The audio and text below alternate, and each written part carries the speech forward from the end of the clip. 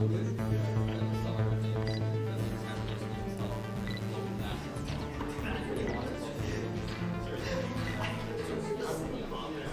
right. Thank you everybody for coming out or tuning in online. We got a very special stream scheduled for today, our CTF this weekend. We're very excited for it. We hope you guys are as well. So tonight, after the news, we'll be dedicating this session to helping prepare you guys for the CTF, as well as actually get a head start because 3 challenges will be going live today. So, like I said, we'll be starting off with our usual news roundup. Following that, Jackson's going to be giving his Declassified CTF survival guide to help give you the ins and outs of how to prepare for possibly your first CTF. Then after a short break, me and Reed will be walking through 3 challenges today. We'll be giving you guys a chance to solve it first, and then we'll show you how it's done. Kind of help give you that mindset going into this CTF, what kind of things to look out for, what kind of tools to bring with you, stuff like that. If you're there for Pico Night we did with Fleming, it'll be pretty similar to that. Regarding the CTF though, I just want to make a couple reminders. So registration is on the site. I know we got a lot of links to follow and a lot of places to register, but if you haven't made an account yet on our CTF site, make sure you do that because that's where the challenges are. You'll also have to join a team. Even if you're playing alone, you're going to have to make a team for yourself in order to actually see the challenges. Also, make sure you join our CTF Discord server because going forward, our CTF announcements, those will be in the CTF Discord just so we aren't constantly pinging the main server. Aside from that, of course, if you have any other questions, be sure to message one of our execs. We're always happy to help. And if you're excited for the CTF, we're glad to hear that.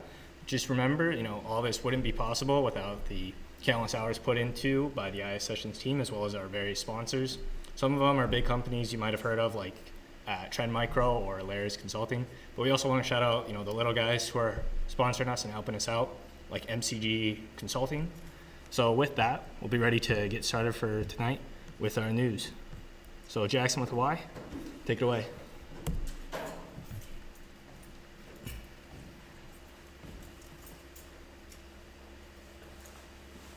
Thanks a lot, Jack. Hey everyone, it's great to be back this year again for another ISSes session. So in today's presentation, I'll be discussing a malware downloader called GooLoader, which incorporates new evasive techniques to hide from anyone trying to discover it.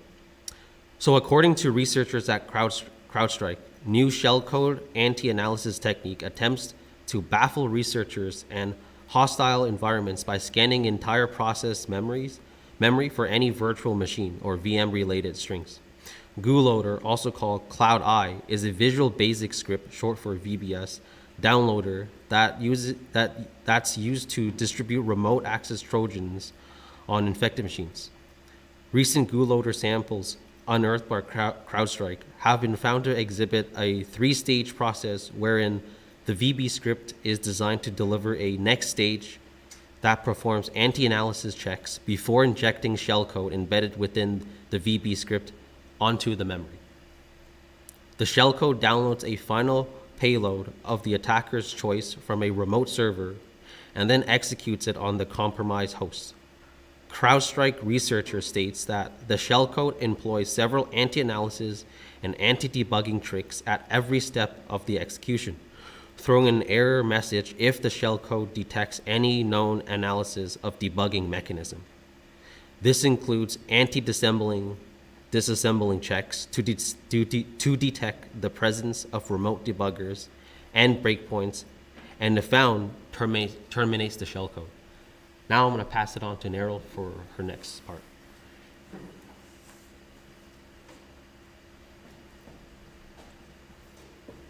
Hey everyone, this next story comes from Cyberscoop. So a group of ethical hackers have discovered vulnerabilities that could potentially allow them to remotely track, stop, or control multiple cars. One such vulnerability, found in 15.5 million vehicles, allows third parties to send commands to braking systems. So far, at least 20 vulnerabilities have been discovered in APIs commonly used by major manufacturers like Ford, Toyota, Mercedes, BMW, Porsche, Ferrari, and others. These vulnerabilities could also be used to gather a large amount of private information about a car's owner and the car itself.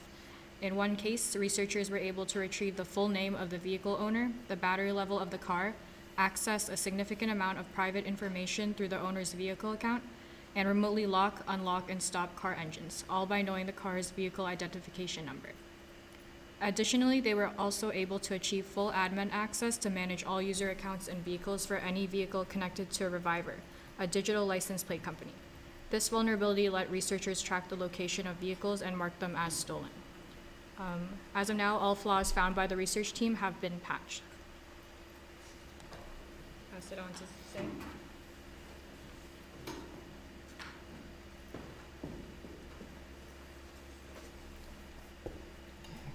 Hi everybody, Happy New Year.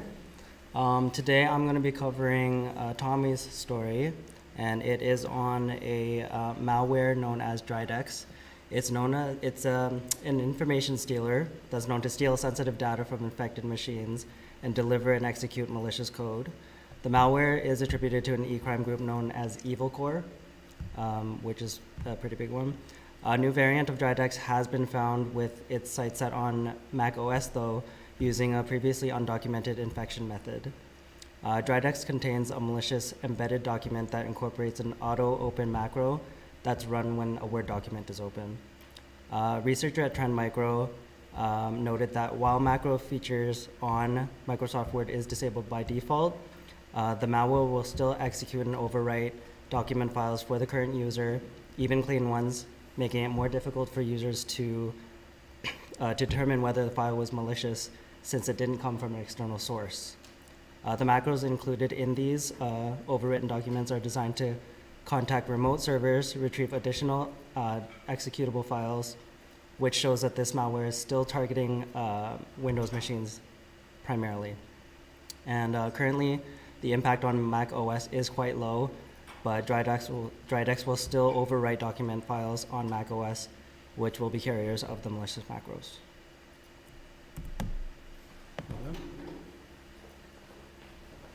So this story is courtesy of Patrick. I'm going to be reading it though today because Patrick, he's in the middle of a pretty difficult battle with some Costco chicken he ate the other day. So we at ISSessions are hoping for a speedy recovery to our beloved content dev there. So so a cyber threat actor, they go by Blind Eagle. They've been known to kind of terrorize Colombia and Ecuador with their attacks. They're back. They've reemerged with this time a more elaborate toolkit as well as a more refined cyber kill chain. So Checkpoint has provided some new insights into the strategies and methods used, primarily the new tools they're deploying, as well as some government-themed bait that they're using to deliver those.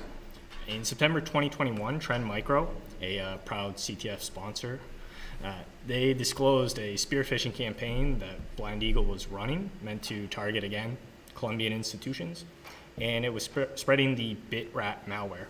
So phishing emails, they were trapped with a link that when clicked, it would launch the open source Trojan, known as KSAR Rat, with the aim of accessing victims' bank accounts. Interesting fact though, the information comes just days after that an unidentified attacker was using personal data, which was obtained from a bank in Colombia, to create phishing emails that caused BitRat to be deployed. So just interesting timing there. But yeah, with the news done, thank you again, content team. We're ready to move into our middle segment, CTF Survival, thanks to Jackson G. So ISSessions CTF always is often people's first CTF. That's no different this year. In fact, shout outs to this batch of first years. You guys really came out and applied in herds, which we love to see. But also, second years, third years, fourth years also participating in their first CTF. So we're dedicating this middle segment to, help you prepare for possibly your first CTF. So Jackson, take it away. Yeah, so tonight I'll be giving you my Declassified CTF Survival Guide. I've done a few CTFs in my time studying, and I guess I can share some tips and tricks, including some tools given by the devs themselves. So you're getting the real inside scoop here. So I'm just going to do a little overview of what I'm talking about. So first off, what is a CTF? You might have just clicked on like the link and signed up and you have no idea what this is. So I'll give you a bit of a rundown and what you can expect. I'm going to talk about the different categories and some things you might see or need to do for some of them, as well as I'm going to end it off with some general tips and then some general resources that I just kind of like for learning. So first off, what is a CTF? So a CTF is a security competition where teams are pitted against each other to test their different skills. So ours is considered a Jeopardy style CTF, which means when you go in, you'll see a bunch of different questions in different categories, all worth a different amount of points. So the ISSessions CTF is designed to be super beginner friendly, so don't be intimidated. You'll learn a lot, hopefully, and learn by doing. And I know a lot of people did their first CTF and kind of got bit by the CTF bug and wanted to do a bunch of others. So there's ctftime.org, which shows a bunch of upcoming CTF events if you're interested. So the categories we have this year are crypto, reverse engineering, web, pwn, OSINT, forensics, and miscellaneous. So I'm going to talk about all of those except miscellaneous, because miscellaneous is kind of our like catch-all category. If I tell you what's going to be in it, I kind of spoil it. So starting off with cryptography. So usually with these kind of challenges, you need to decrypt a message that is encrypted, as you might guess from the name. So it can be an established encryption method, like a super famous one like RSA, or literally whatever the challenge creator made up. It could be almost anything. So some can be solved with tools that you can find online or on something like Kali Linux, or just plain math. Get out some paper, bring a calculator, watch some YouTube tutorials if you need it. That's what got me through crypto class, so maybe it'll help you. So some tools I recommend to look at are CyberChef, which is a great crypto tool. A lot of the time you can, if you know what type of encryption it is, you can put something in and it'll help you. You can do different layers too. So if it's encrypted multiple times, you can unlayer it basically and see what it means. Decode, which is a website that has like just a bunch of different types of encryption. You can plug it in, it'll help you out. And then you can just use a calculator. If you want to do it, you can just bring paper and a calculator. Next is reverse engineering. So with reverse engineering, you're basically going to be given a script, application, or program, and then you have to work backwards to determine what it does and figure out its kind of inner workings. And usually with that, you'll somehow figure out the flag. So the challenge might involve converting compiled code to human readable formats. So a lot of the tools below are related to that. So there's CyberChef again. There's Ghidra, GPD, IDA freeware, and there's just lots of different online decompilers or deobfuscators that you might use. A lot of these tools have a lot of different functionalities and purposes. So maybe when you get to these challenges, look them up, try to see if you can play around with them.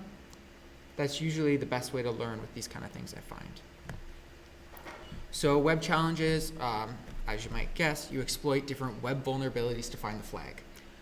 They could be found in a variety of different places in a website. You might look at a cookie, you might look at some hidden pages you're not supposed to find. You might have to get through a login, something like that. So they might involve vulnerabilities such as SQL injection or cross-site scripting. That's where you'll get to inject some SQL and stuff like that. So some tools to look into are Burp Suite, which is basically a tool that's meant to help you either defend your system, your website, or find vulnerabilities in it. Of course, we're going to be using it for the second part.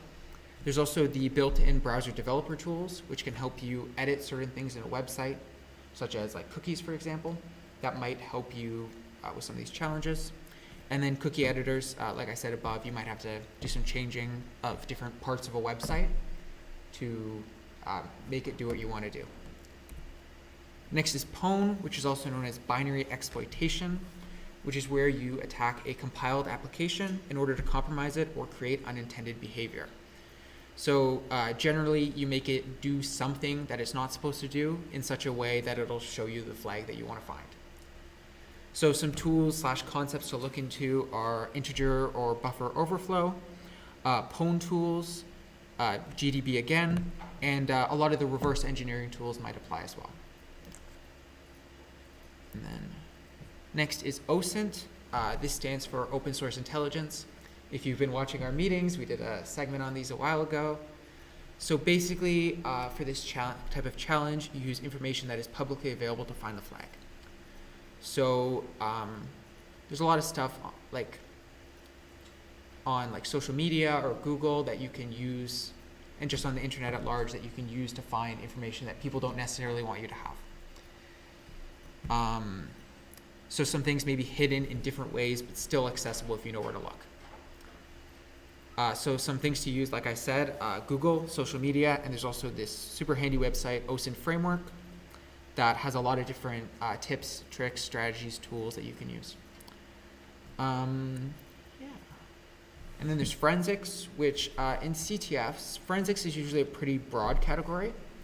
It usually involves finding information from different file types or packet captures, kind of hidden information.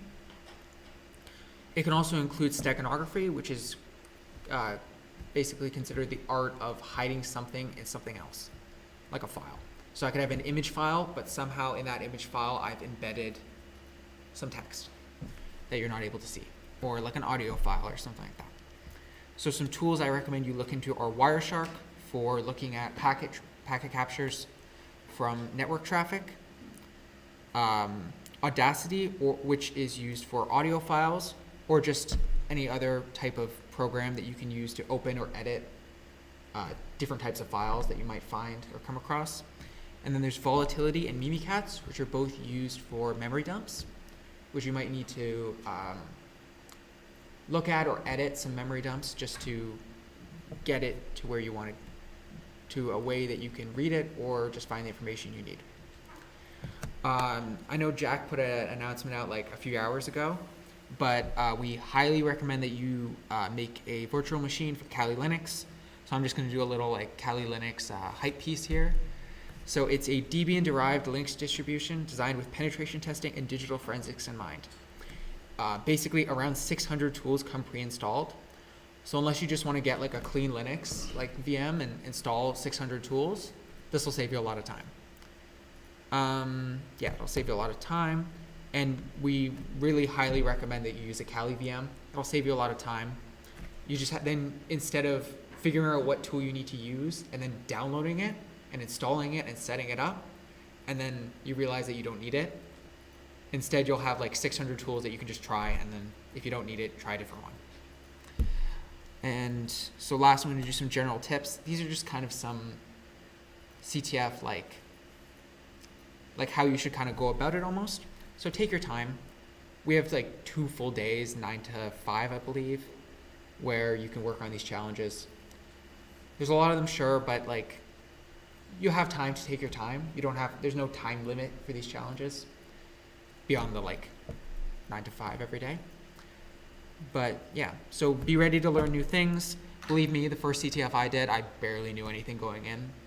It was a lot of Google searching, and don't be ashamed to do that.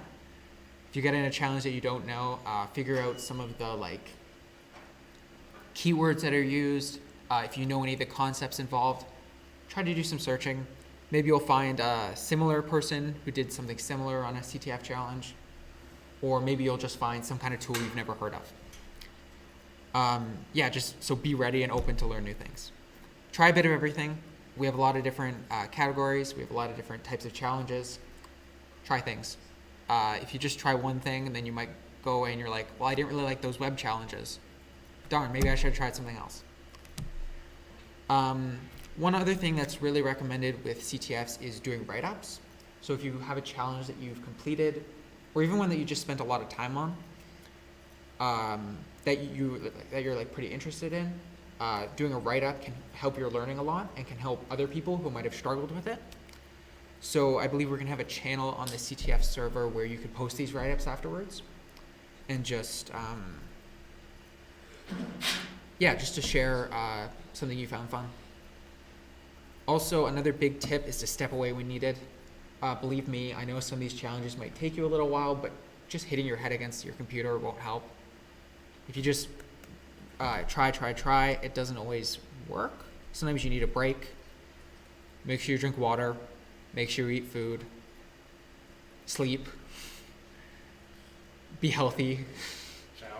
Shower. Yes, there's going to be 100 people on that floor. Shower. Yeah, so just keep track of your mental health. I know that sounds corny, but don't burn out because of our CTF. It's meant to be fun. And yeah, that's the last step. Have fun. It's a game. It's a competition, sure, but it's a game. So yeah. And so for this last slide, I just put a few different websites I like for kind of similar to CTF training. So there's Try Hack Me, which is probably my favorite of the four. They have a lot of different challenges, events, and they have these really good learning courses that could bring you through a specific area of security. They have a junior penetration tester one that was really good when we were doing CyberSci a few years ago. That was a really good one to go through. But of course, these are a few hour courses. This is kind of more like if you want to learn more after the CTF. And then there's Pico CTF, which we had our Pico night, so you might know about that. And Ring Zero, which are both online CTFs that are basically, from what I know, open all year. They release some challenges and then they're just open for you to try and practice and do. And then there's Hack the Box, which is another kind of similar website but with this one, it's more like you get a system to hack almost, for the most part. They have some more CTF-based challenges, but it's kind of more like you're in the wild, like hacking a box, kind of. Literally hack the box. I found this one was a little more advanced though, so maybe try the other ones first. And yeah, that is all I have for my segment. So I'll hand it off to Jack. Awesome. Thank you. So hopefully that gave you some useful information. I know the CTF's pretty soon, but yeah, you still have some time to research. So I'll just switch back over to the slide. We'll be taking our break. I'll put the CCR up on screen. Mason will be posting the CCR and stream questions in our Discord server. So there's the CCR. Fill that out. Once we're back, we'll be taking up some of our walkthroughs. So be ready for that. Let's regroup at, say, 7:33. All right, so we got 3 challenges lined up for you guys. We got one from miscellaneous, we got one from Pwn, and we got one from cryptography. In fact, if you look at the site right now, you should see them online. So the way this is going to work is we'll give you guys 10 minutes to take on a challenge. Once those 10 minutes are up, me or Reed will be giving a walkthrough on how we solved the challenge. Afterwards, well, you'll actually be able to submit the flag. So we'll be getting started here with decontamination. So Time Corp is currently undergoing recovery from a major breach. In a last-ditch effort to maintain access, the hackers dropped malicious files at various points in the network. So most of them got caught, but the IR team believes there may still be undisclosed files. So can you find the malicious file in the provided list? So we got a resource here for you to download. Don't be afraid to use the hint as well. Good luck there. And in case it's not clear, once you find that one malicious file, that's what you're going to submit. And there's our flag format there. I don't think we really covered it. Retro CTF and then curly brackets. Sometimes the challenge will give you the full format here with the retro CTF. Sometimes the challenge will give you a line of text and you got to cram it into that format there. So I'm just going to put a timer up. Can we confirm you guys see the challenges on the site? Anybody?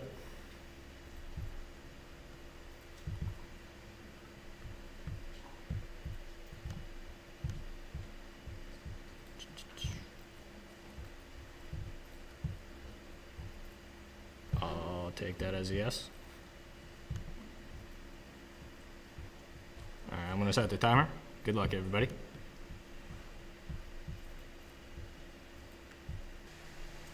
All right, everybody.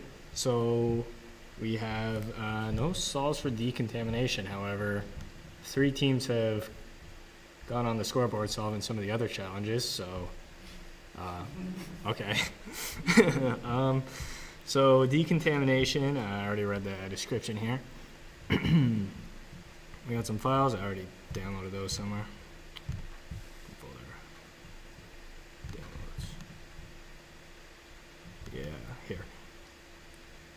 So we got the instructions, same thing there.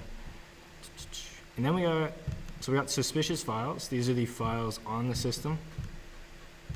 And then we have detected samples. So these are the malicious files here. Now, what we're going to be using is the hint. So it says, consider using regular expressions. And then it suggested this website. It's a great resource. So let's follow that. Let's take their word for it. Can I open link in the tab? All right, and we're going to be using regular expressions, everybody's favorite type of expressions. So I'm just going to go ahead and paste all these files here.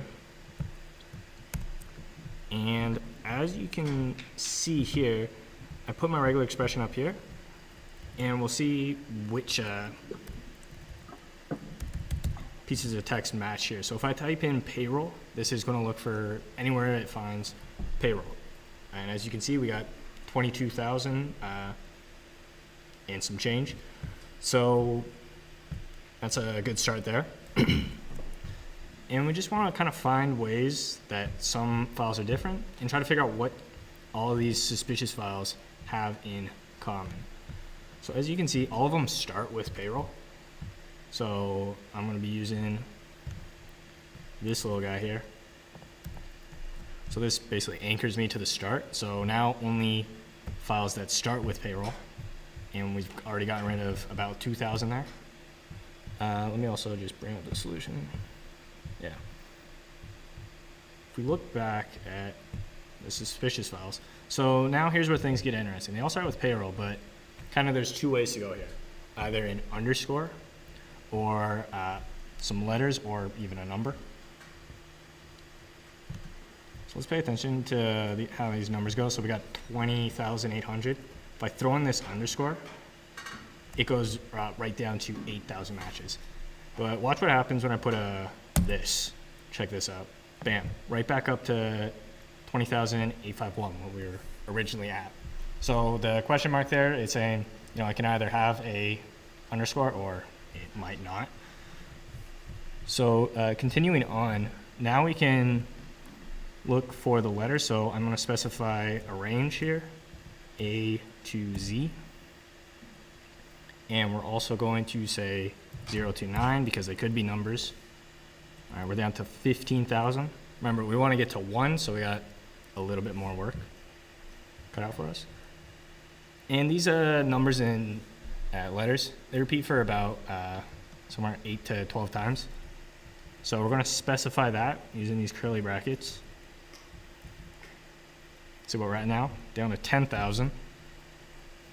And then we have the file extension, so either docm or xlsm.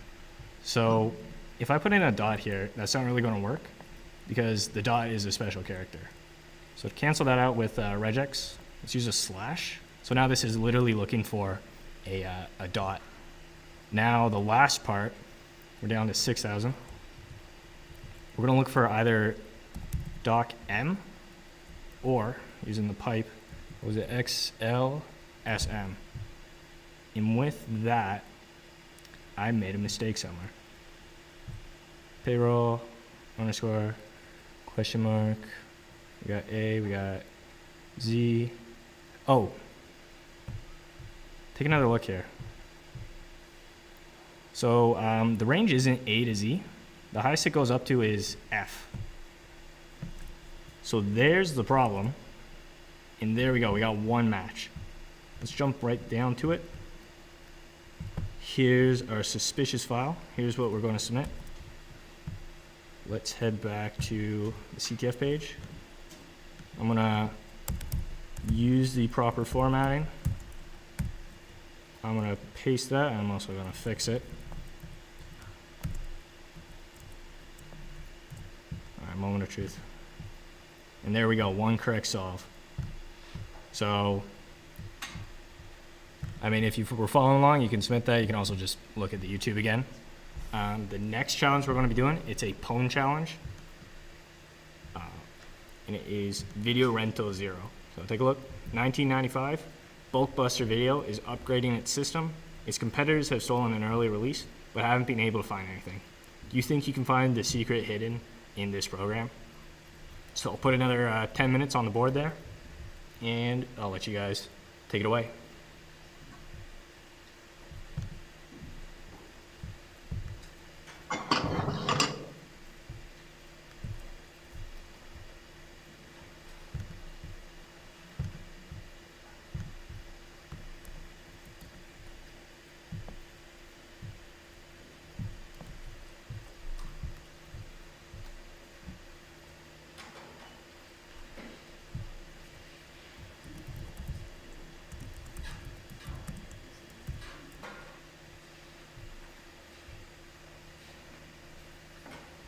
All right, everybody. So the time has hit 0. Let's take this one up. All right, let's see.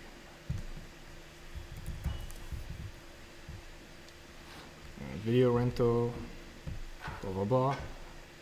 Some more files to download. Put them. Where did I put those? Yeah, this one. So you got your binary, and then you also got your C code here.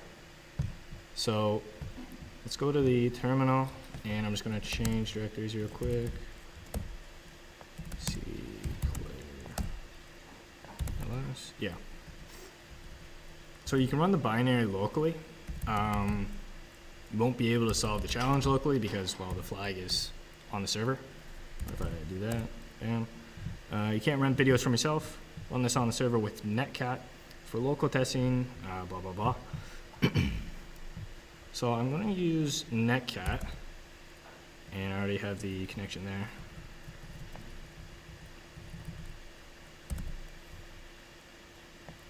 Whatever. 35, 203, 47.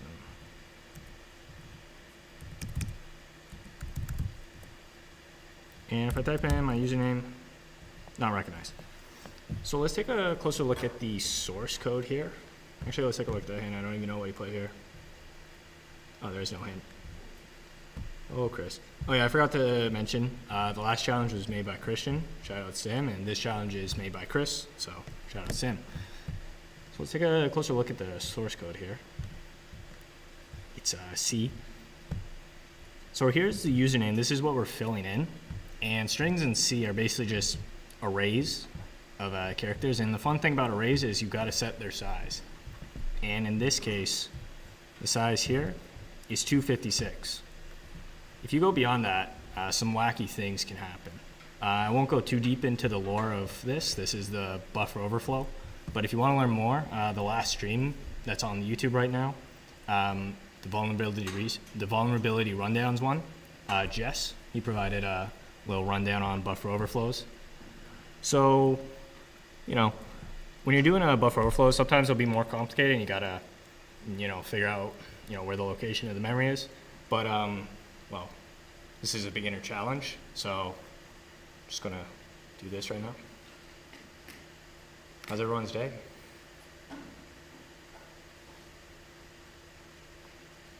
Enjoying your first week back at Sheridan?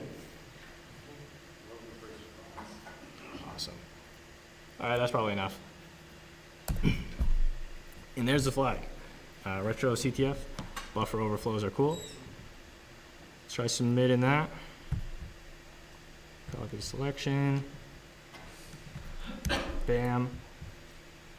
If you want to do it in a bit more of a cool hacker way, we can use some Python. Let's print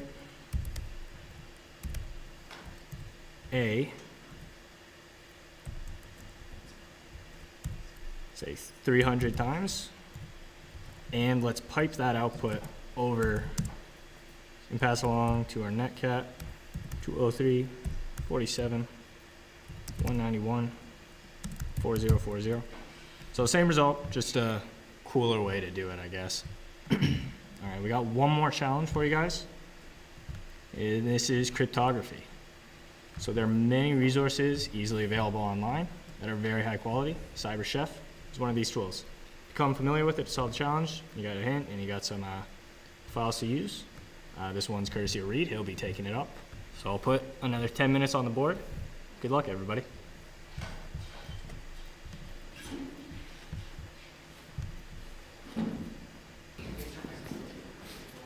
All right, that's the time, everybody. We're going to be taking it up now, and by we, I mean Reed. So I'll log in for you.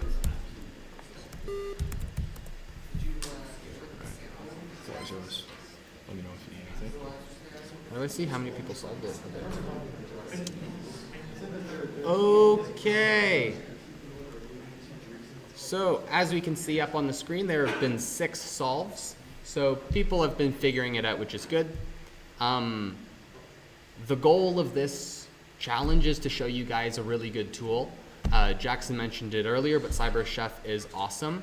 The crypto kind of category can seem quite intimidating because a lot of the stuff is very math-based, but there are a ton of resources online that make it much easier to kind of get started with.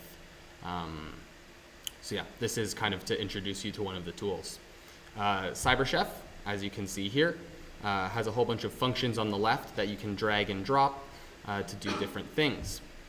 So if we look at the instructions,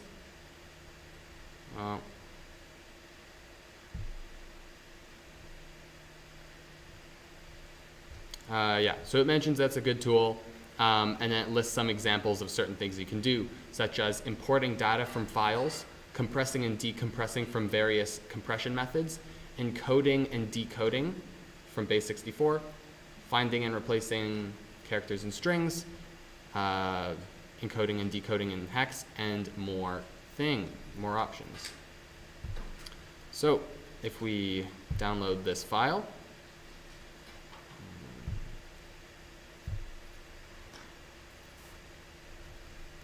we can go into CyberChef and open a file as an input as seen at the top right.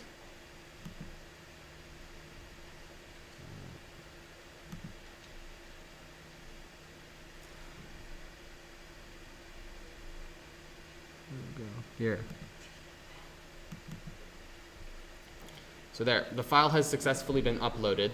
From here, the big thing is to just look at what you have.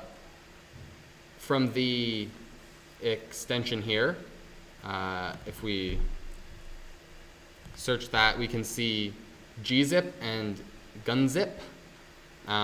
So since it's already compressed, we'll start by dragging that over. Once that's done, if we look down at the bottom, you can see file.tar. Again, if you go into the top corner and search up tar, here it is to compress it and pack the input into a tar ball. But if you look lower, you can see that there's also an option to unpack it. From here, we see that we can actually look at the file and use the input. I'll just open up another window. Oh, or not. So we'll drop the input into here.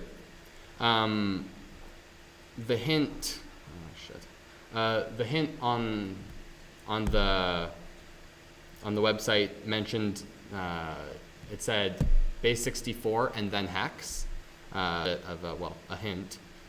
So if we drag base64 over, you'll see that there's now a new output. There are letters and numbers. It gives you a pretty good guess that this is hex.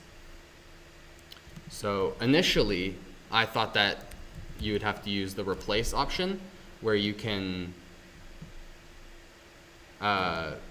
find all of the percentage signs and remove them. You don't actually need to do that. You can just kind of decrypt it from hex without doing that step, but it's interesting nonetheless to see that you have that option. From here, simply remove it from hex, or decode it from hex, and now you have the flag.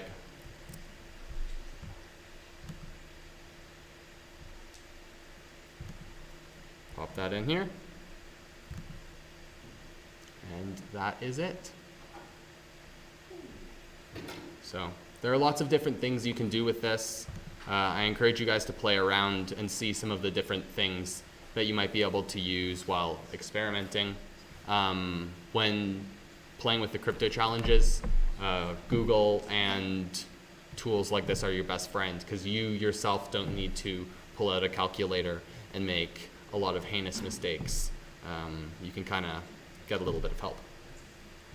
Good to go? All right, thank you, Reed. And also thank you, Chris and Christian, for all donating their challenges for tonight. And of course, thank you to everybody who came out tonight.